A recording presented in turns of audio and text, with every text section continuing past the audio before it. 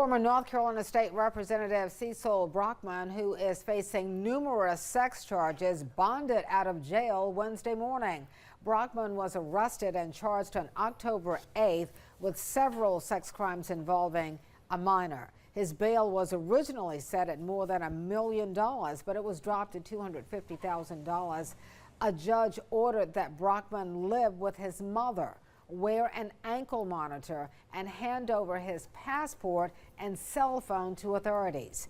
Brockman served as a state representative for Guilford County and District 60, which includes High Point.